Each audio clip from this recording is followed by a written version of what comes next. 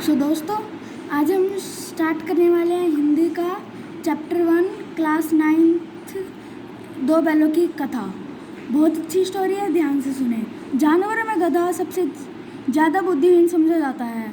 जब किसी आदमी को परले दर्जे का बेवकूफ़ कहना चाहते हैं तो उसे गधा कहते हैं। गधा सचमुच बेवकूफ़ है या उसके सीधेपन, उसकी निरापद सहिष्णुता ने उसे यह पदवी दे दी है, इसका निश्चय नहीं किया जा सकता। गाय सिंह मारती है।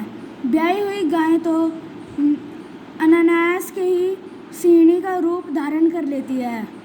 कुत्ता भी बहुत गरीब जानवर है, लेकिन कभी भी उसे भी क्रोध करते नहीं देखा। किंतु गधे को कभी क्रोध करते नहीं सुना, ना देखा।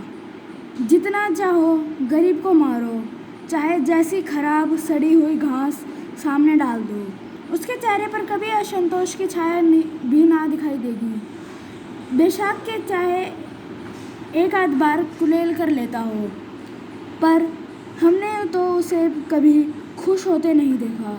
उसके चेहरे पर एक विशाल स्थायी रूप से छाया करता है। सुख दुख, हानि लाभ, किसी भी दशा में उसे बदलते नहीं देखा। ऋषि मुनियों के जितने गुण हैं वह सभी उसमें प्रकाष्ठा को पहुँच गए हैं, पर आदमी उसे बेवकूफ़ कहता है। सद्गुणों का इतना अनादर कहीं नहीं देखा।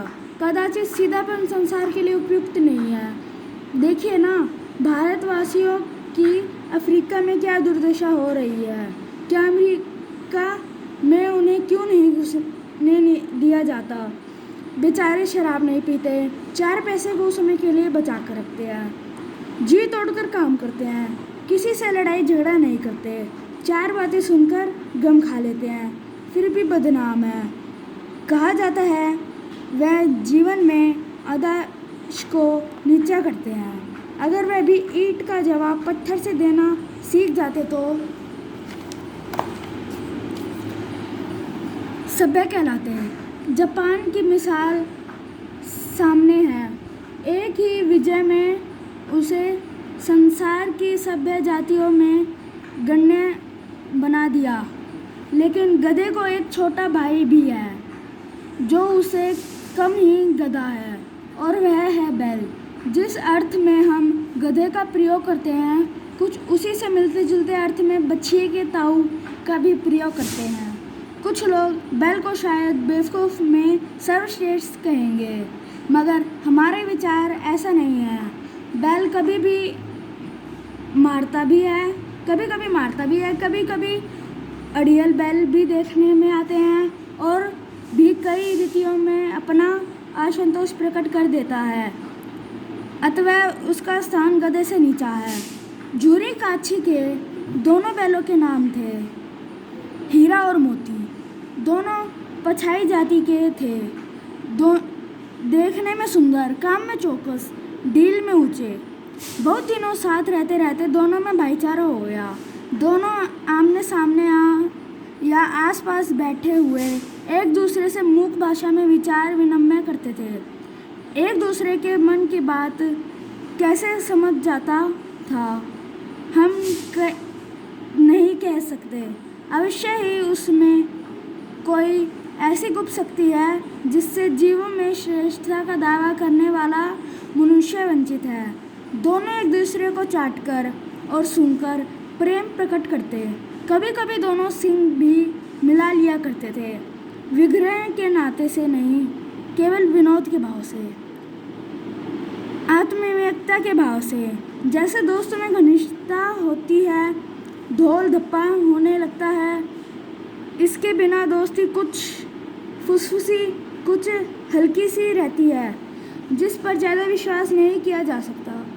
जिस वक्त यह दोनों बैल हल या गाड़ी के में जोत दिए जाते, गर्दन हिला हिलाकर चलते, उस वक्त हर एक की यह चेष्टा रहती थी कि ज़्यादा से ज़्यादा बोझ मेरी ही गर्दन पर रहे। दिन भर के बाद दोपहर या संध्या को दोनों खुलते तो एक दूसरे को चाट चूट कर अपनी थकान मिटा लिया करते। नाद में खली भूसा पड़ जाने के बाद दोनों साथ उठते, साथ नाद में मुंह डालते और साथ ही बैठते थे। एक मुंह हटा लेता तो दूसरा भी हटा लेता था। संयोग की बात है, झूरी ने एक बार गोई को ससुराल भेज दिया। बैलों को क्या मालूम वह क्यों भेजे जा रहे हैं। समझे मालिक ने हमें बेच दिया। अपना यूँ बेचा जाना उन्हें अच्छा न लगा या बुरा कौन जाने, पर झूरी के साले गया को घर तक गोई ले जाने में दांतों पसीना आ गया। पीछे से हाँकता तो दोनों दाएं बाएं भागते, पगिया पकड़कर आगे से खींचता तो दोनों पीछे को जोर लगाते, मारता तो दोनों सींग नीचे करके हुंकारते। अगर ईश्वर ने उन्हें वाणी दी होती तो झूरी से पूछते, तुम हम गरीब को क्यों निकाल रहे हो? हमने तो तुम्हारी सेवा करने में कोई कसर नहीं उठा रखी। अगर इतनी मेहनत से काम ना चलता तो काम ले लेते। हमें तो तुम्हारी चाकरी में मर जाना कबूल था, लेकिन हमने कभी दाना चारे की शिकायत नहीं की। तुमने जो कुछ खिलाया वह सिर झुकाकर खा लिया। फिर तुमने हमें इस जालिम के साथ क्यों बेच दिया? संध्या समय दोनों बैल अपने नए स्थान पर पहुँचे। दिन भर के भूखे थे, लेकिन जब नाद में लगाए गए तो एक ने भी मुंह ना डाला।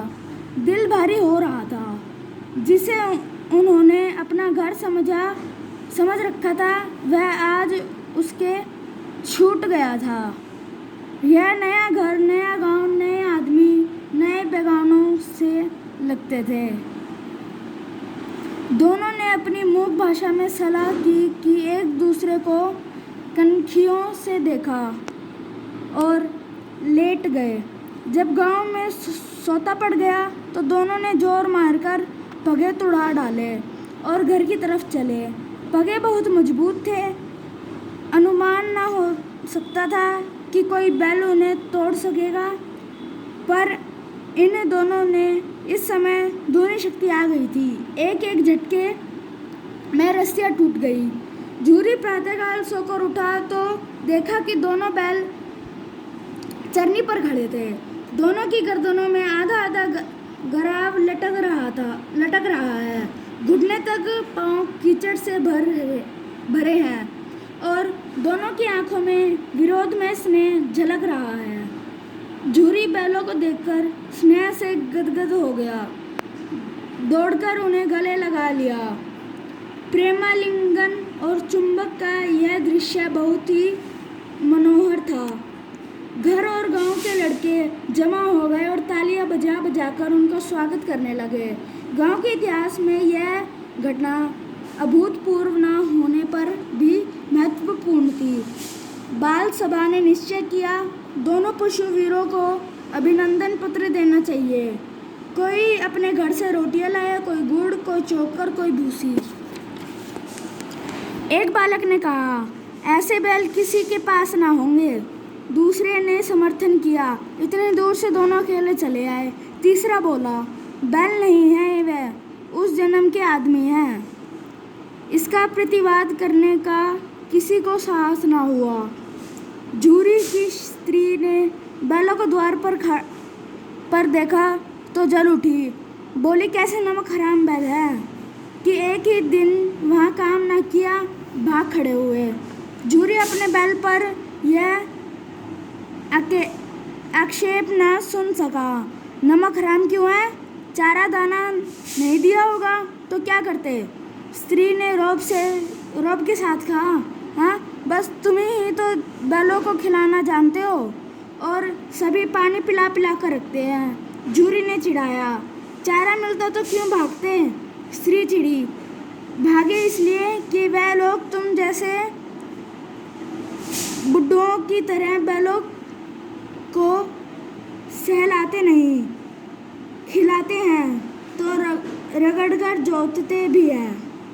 यह दोनों ठहरे कामचोर, भाग निकले। अब देखूं कहाँ से खली और चोकर मिलता है। सूखे भूसे के सिवा कुछ ना दूंगी, खाए चाहे मरे। वही हुआ। मजूर को कड़ी ताकीद कर दी गई कि बैलों को खली भूसा दिया जाए।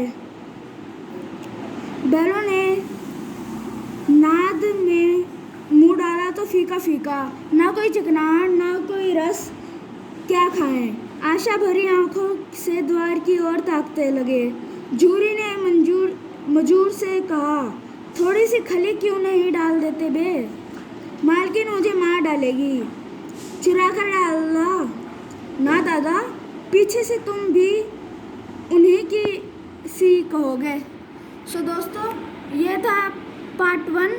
अभी इसके मिनिमम 3 पार्ट्स और होंगे, और अगर कोई इसमें गलती हुई हो तो माफ़ करें, और वीडियो को लाइक करें, शेयर करें, सब्सक्राइब करें, और साथ में बेल आइकन को भी प्रेस करें। Thank you.